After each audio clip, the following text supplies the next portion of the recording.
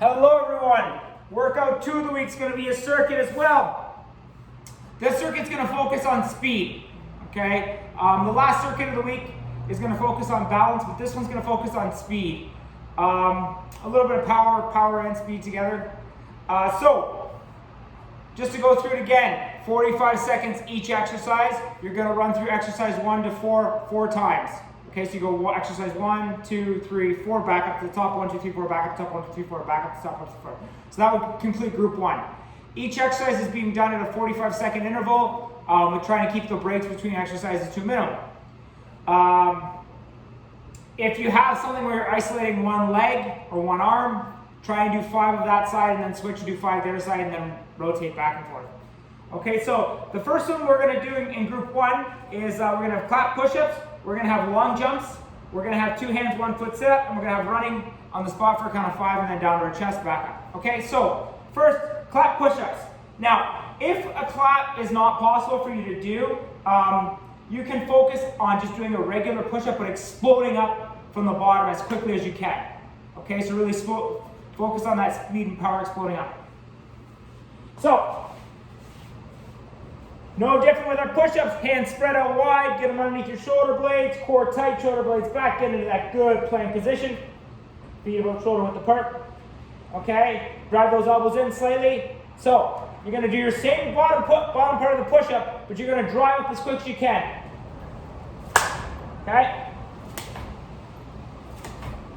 So you can see how I'm cushioning that landing back down, right? So you're not going to land solid, you're going to cushion it and let it take you into that next push-up and drive up. Okay, so that's the ideal clap push-up. You can also do it on your knees. So if anybody's doing it on their knees, getting that good straight plank.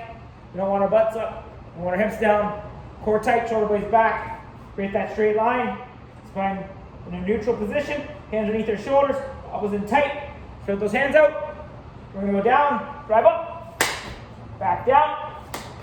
Okay, back down. So what's good is try and focus on getting those hands back underneath your shoulder. If you use a mat like I do, the nice thing about the mat is it's going to put that handprint in of where you started.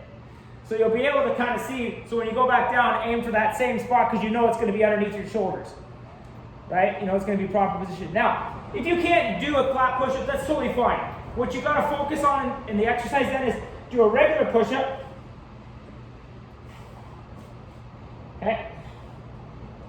Okay? And you're going to focus on that drive up. So I'm going to go down, really explode up. Go down, explode up. Okay, you see? I'm exploding up. Same thing if you're on your knees.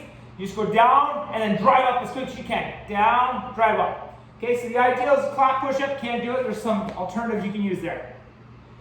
Long jumps. Okay? Obviously room dependent. If you can do 2 long jumps in a row, that's ideal. So it would look something like this. I don't know if I can see it on camera. But you jump, cushion, land, jump again. Cushion and jump around. Okay? So the big thing is cushion your landings on it. Use that to explode in the second one. Now, if you don't have that room space, that's totally fine. Just do 1 long jump. So 1 long jump, cushion the landing, you can step back around, cushion the landing. All right, or you can do what I do. Jump, cushion, jump, turn around, cushion, turn around, cushion, okay? So you have some options there. Basically all you're doing is a long jump. Catch it, right? No solid landing. When you land, try and land feet shoulder width apart, right? Same, similar to your squat position that you have. Try and land, cushion that pressure, absorb it. And then if you have the room, go into a second one. If you don't, just turn around and jump back. All right. Next is a 2 hands to 1 foot sit up. Okay, so here's the ideal. You're going to scissor up, 2 hands to 1 foot. See how the other foot doesn't touch the ground? Okay. So that's the ideal. If that's not possible, take that one leg, drive it into, take the foot, drive it in the ground, create your a little more base. Drive it up, 2 hands, 1 foot, and then switch. Okay? Really utilize that core being tight, shoulder blades being back, so you have to actually really reach and engage. Leg will be slightly bent. You don't need it straight, slightly bent so you engage that core. Okay? So really try and drive up, get as close as possible as you can to the toe. I would rather your leg be slightly bent and not touching your toe than extremely bent to touch the toe. Okay, so slightly bend. If you can only get to here, that's fine. You'll feel it. You feel when that core really gets engaged and tight, it's as far as you can go. That's okay. Okay? Next, running. Okay, so this one you're going to run forward, down on your chest, backwards, back, down on your chest. So, again, room dependent on how far you're able to run. If you want to use your mat, that's totally fine. So this is what it's going to look like.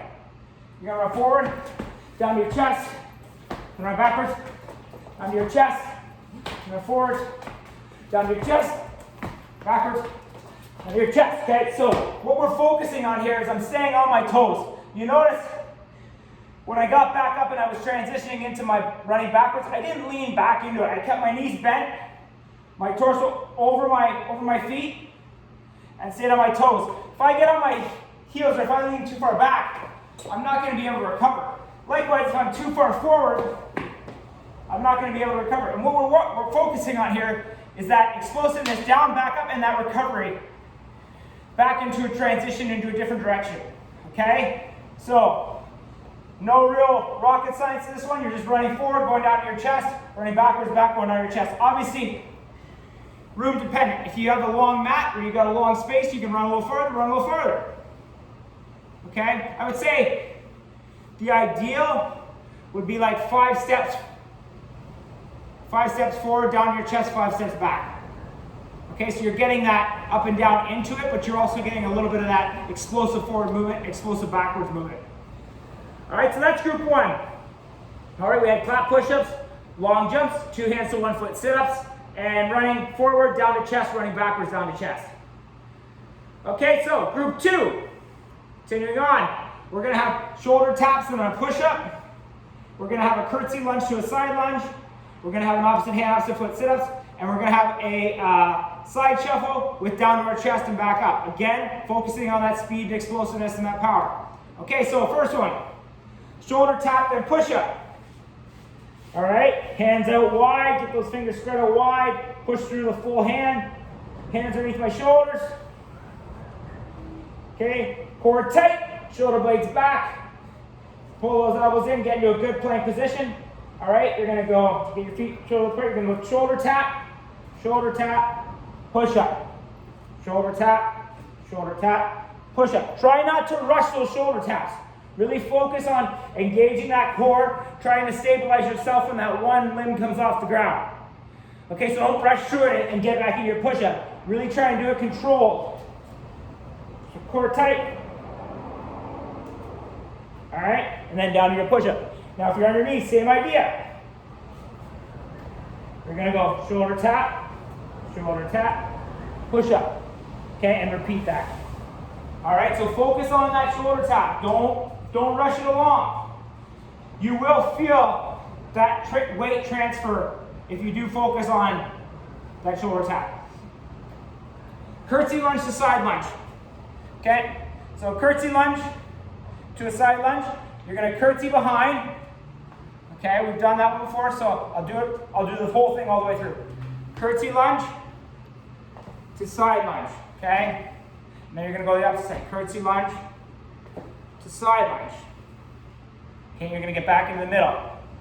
So obviously, I am a little tight. I felt a little bit of tightness there. Not doing well mobility as much as I should, but really focus on that side lunge, down into it. Okay, so remember on our curtsy lunge, that front knee has to track over the toe. It might go slightly out. That's fine. We're pushing through mid-foot. Get our big toe locked in, get our heel locked in, create that claw-like to really get you locked into the ground. Create that torque in the ground. All right, you're gonna create that torque. Curtsy lunge, side lunge, okay? So that's all you're doing. You're gonna just keep switching sides each time. All right? Next is an opposite hand, opposite foot sit. Oh, just on the side lunge, try and keep that chest upright. Don't get really far forward. Try and keep that chest up. I use my hands out in front of me to kind of keep myself upright. but that is something to focus on when you're doing your side lunge. Now, opposite and opposite foot sit-ups. Again, show you the ideal. You're scissoring at the bottom. So you're going opposite hand, opposite foot, touch on the outside of that foot. You're going to drive up. So you can see here I'm scissoring the whole time. If you can't do that, get that opposite hand, opposite leg grounded down. Drive up, drive up, drive up. Okay? So you're still touching the outside of that opposite foot with the opposite hand, but it gives you a little more stability as opposed to putting that pressure on the core. All right? Again, make sure your knee is slightly bent so you're activating your core in that exercise. Last one is a side shuffle down your chest on each end. So again, space, room dependent. If you want to use your mat again, that's totally fine. You're going to stay low on your side shuffle, okay? Chest upright. You're going to shuffle over, down to chest, back up, shuffle over, down to chest, back up, shuffle over, down to chest. So you can see, I'm keeping myself lateral. I'm staying low, knees bent. Shuffling over, going down to my chest and back up. Okay? So that's your side shuffle with down to chest on each side. Now, again, room dependent. If you have the space, I would say do 5 one way down to your chest, 5 back down to your chest. Okay? So that's group 2. You had shoulder taps and push-ups. You had curtsy lunge to side lunge. You had opposite hand, opposite foot sit-ups. And you had side shuffles down to chest at each end. Shuffling back and forth. So obviously, again, this one was focusing on speed, power, that explosive movement to try and drive you back up on your feet or create that directional change with speed and power. All right, so if you have any questions, please let me know. Take care.